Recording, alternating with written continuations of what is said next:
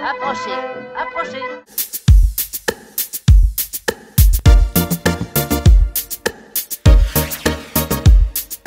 Bonsoir Evelyne Bayard. Bonsoir. Je viens de voir Tchekhov à la folie. Oui. Et c'est une folie. Oui, c'est sûr. Je trouvais que c'était une immense farce assumée. Oui. De toute façon, c'est comme ça que Tchekhov voulait que ça soit joué. Donc, c'est deux pièces courtes, La demande en mariage et l'ours, qui sont des farces, des plaisanteries. Il les nomme comme ça. Et la manière dont Jean-Louis Benoît et mes camarades Jean-Paul Faré, Emmanuel Lèvre et moi-même, on s'en est emparé. Je pense que ça correspond tout à fait à ce qu'a voulu injecter Tchekhov dans la folie russe, dans l'exagération, dans l'exaspération. Je pense que c'est quelque chose qu'on pourrait même voir éventuellement dans les campagnes, dans les heurts entre voisinages. Oui, je suis d'accord. J'ai déjà vu plusieurs fois, et j'ai fait du théâtre jeune, au conservatoire, et évidemment, à la demande en mariage, je l'ai travaillé. Oui, ah d'accord. Ouais. Mais j'avais jamais pensé à autant de folie, en fait. Ouais. Ben, c'est marrant parce que c'est vrai qu'on nous le dit souvent, mais il se trouve que quand même, moi je trouve personnellement, quand on lit le texte, cette folie-là, cette drôlerie quand même, parce que bien sûr les personnages... Enfin, nous, acteurs, on doit jouer la tragédie pour que ce soit drôle. Il faut qu'on se soit sincère, évidemment. Mais pour moi, la drôlerie ressort, parce que c'est quand même incroyable de discuter à propos de précarés et à propos de race de chiens, parce que ça en est là, la demande en mariage. Donc, on en est là. Donc, et je trouve que la face ressort derrière l'horreur, quoi. Et vous le travaillez plutôt tragique? Ah non, pas du tout, non. On s'engueulait beaucoup, c'était une énorme engueulade, en fait. Pareil, mais ce que j'aime énormément, j'ai l'impression d'avoir redécouvert cette pièce, les deux pièces d'ailleurs, parce que je trouve qu'il y a vraiment des moments seuls, que j'avais, j'étais jeune, j'avais 14 ans en même temps, mais je trouve que vous êtes extrêmement forts, tous les trois, quand vous êtes seuls, et les moments de silence, je les trouve magnifiques. Et il y a 14 ans, je n'avais pas pensé à ces moments de silence. C'était plus dans la parole et l'engueulade et l'enchaînement. Là, vos mimiques, votre visage, il y a des moments où vous ne parlez pas. Et ça, je trouve ça très très fort. Mais c'est la maturité, certainement. Et puis la magie. Moi, je pense que les silences sont très importants parce qu'il y a eu beaucoup de bruit. C'est-à-dire que ce qui est très intéressant dans la manière dont on a aborder le travail, je pense que de manière générale, c'est comme ça qu'il faut penser le théâtre, c'est que c'est une histoire de rythme. Pour moi, c'est une partition musicale, un texte, et surtout un texte comme ça, aussi dense, aussi versatile, c'est-à-dire qu'il y a énormément de ruptures, il passe d'un état à un autre de façon très rapide, et effectivement, quand au bout de quelques tirades, il y a des silences marquants, ils portent tout de leur sens. S'il y en avait trop, ça serait pas mais je suis d'accord. Et dans l'ours, quand vous êtes ému, c'est extrêmement émouvant. Vous parlez de la fin ? Ouais. Oui, parce qu'en fait, l'ours, elle est très très bien écrite. Elle est absolument incroyable, cette farce, parce que elle est complètement improbable. C'est-à-dire, c'est deux personnes qui n'auraient jamais dû se rencontrer, qui se rencontrent et qui au début sont c'est les prémices de la comédie romantique, finalement, on va dire. Ils sont à l'opposé. Il y a ce bougre qui vient chercher de l'argent, elle qui peut pas le payer, et puis ça finit quand même entre guillemets en happy end après moult heures. Ben oui, mais je pense que oui, ils sont émus parce qu'ils sont démunis, parce qu'ils tous les deux dans leur solitude finissent par se trouver.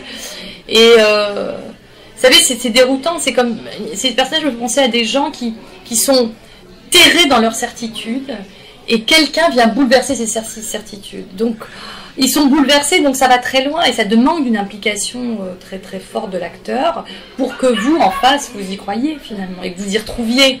C'est ça qui est important.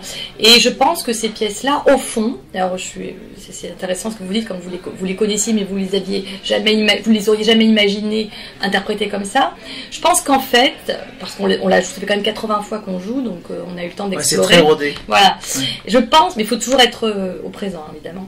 Je pense que ça ne souffre pas ça ne souffre pas le réalisme, en fait. Enfin, il faut qu'il y ait de l'excès sincère. Ouais. Ça ne souffre pas le presque rien. C'est impossible. En plus, j'en sais un tout petit peu quelque chose, c'est vraiment très dur de jouer. L'écrit et l'engueulade. C'est un métier, J'ai vu il n'y a pas très longtemps, à Avignon en tout cas, Qui a peur de Virginia Woolf. Ouais. Et pareil, c'est une énorme engueulade pendant toute la pièce, et que j'ai vraiment adoré. Ouais. Et ça m'a fait penser un peu à ça, ou Feu la mère de madame aussi, ou pareil, on s'engueule. Mais je trouve que c'est encore mieux écrit. Enfin, Virginia Woolf est particulièrement bien écrit, mais là, on va très très loin. Et vous allez très loin. J'adore le décor qui bouge. C'est fabuleux. Vous avez fait quelque chose là avec la mise en scène. Non, mais je suis assez d'accord. C'est une très très belle rencontre entre le texte, évidemment, Jean-Louis Benoît qui s'est posé les bonnes questions, qui en a fait quelque chose de fou, mais de complètement crédible, et avec ce décor qui marche très bien. Le public est avec nous dans cette salle de ferme, enfin voilà. Et les oiseaux, les vaches. Alors non, quand même, le portrait. Qui fait le lien entre les deux pièces. Ça, c'est quand même une très très belle idée aussi, je trouve. Ben, ça, c'est Jean-Louis Benoît, qui a une jolie idée, et qui, parce que ces deux farces, évidemment, sont séparées l'une de l'autre, elles n'ont rien en commun. Mais pour le spectacle, de faire un lien, j'ai l'impression que ça fonctionne bien. J'ai adoré. J'ai adoré, je pense que certaines personnes peuvent penser même que c'est qu'une seule pièce, ou la suite, ou je ne sais pas. Oui, penser que c'est la suite, effectivement. C'est grâce à ce portrait, justement. Ça, j'adore. Bah, tant mieux. Mais, je ne me rappelle plus, parce que c'est vieux, c'était vraiment vieux. Mais est-ce que, je crois pas en fait, parce que sur du Feydeau ou autre, parfois c'est très écrit les places sur scène, et je crois pas en fait que là ce soit aussi écrit sur Tchekhov. Non, Feydeau effectivement il détaillait tous les déplacements.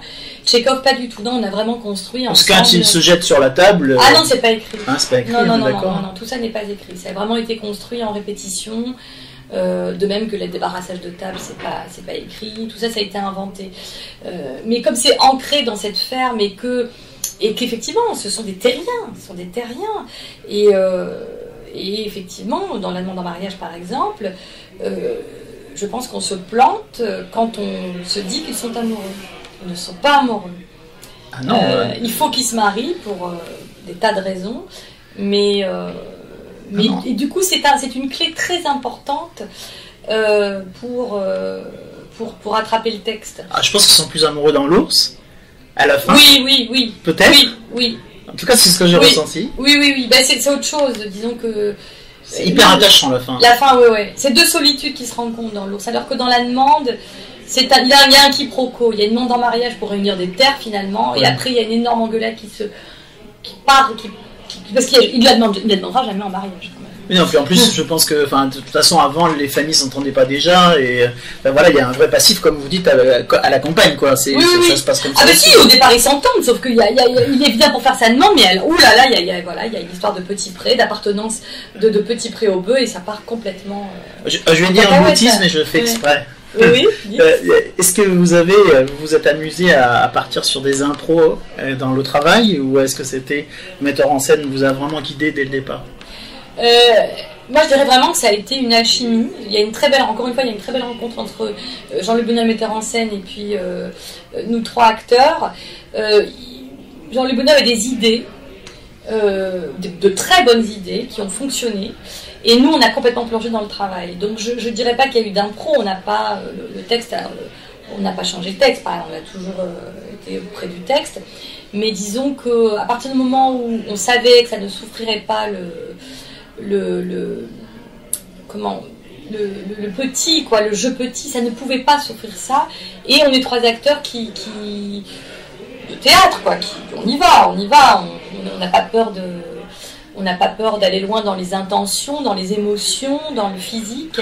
Et du coup, ça fonctionne à trois très, très bien, quoi. Vos expressions. Ouais. Quel bonheur. Tant mieux. Donc, il faut, au théâtre, c'est important.